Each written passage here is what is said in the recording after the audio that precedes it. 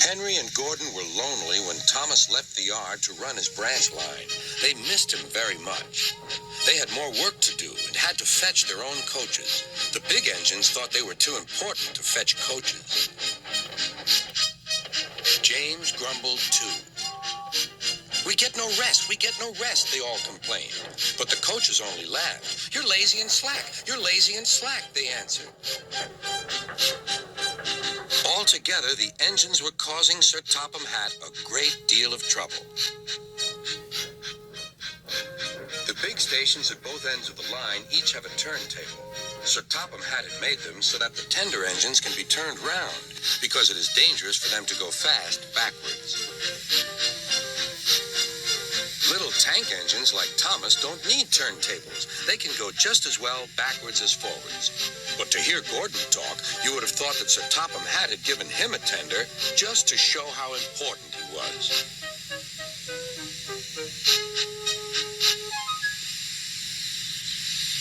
"You don't understand, little Thomas. We tender engines have a position to keep up.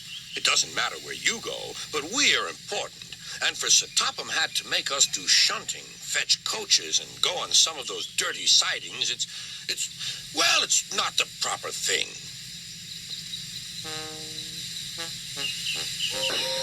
Thomas chuckled and went off with Annie and Clarabelle. "Disgraceful," Gordon hissed as he ran backwards to the turntable. The turntable was in a windy place close to the sea, and if he was not on it just right, he put it out of balance and made it difficult to turn. Today, Gordon was in a bad temper, and the wind was blowing fiercely. His driver tried to make him stop in the right place, but Gordon wasn't trying. The fireman tried to turn the handle, but Gordon's weight and the strong wind prevented him. "It's no good," they said at last. "Your big tender upsets the balance. If you were a little tank engine, you'd be all right. Now you'll have to pull the next train backwards." "Look," called some boys. "There's a new tank engine." "Oh, it's only Gordon, back to front." "Hello," called Thomas. "Playing tank engines? Sensible engine. Take my advice. Scrap your tender and have a nice bunker." Gordon said nothing. Gordon said nothing. Even James laughed when he saw him. "Take care," hissed Gordon. "You might stick too." "No fear," chuckled James. "I'm not so fat as you." "I mustn't stick," thought James. He stopped on just the right place to balance the table. It could now swing easily. Gordon arrived in time to see everything. James turned much too easily. The wind puffed him round like a top.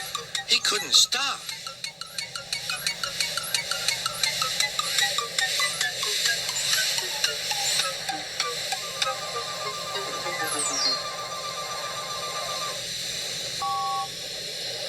"Well, well," said Gordon. "Are you playing roundabouts?" Poor James, feeling quite giddy, rolled off to the shed without a word.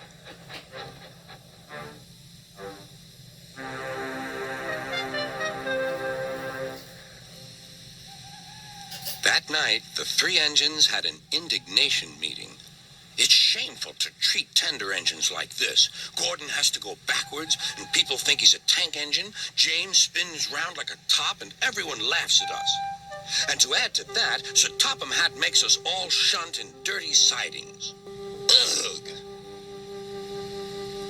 "Listen," said Gordon. He whispered something to the others. "We'll do it tomorrow. Sir Topham Hatt will look silly."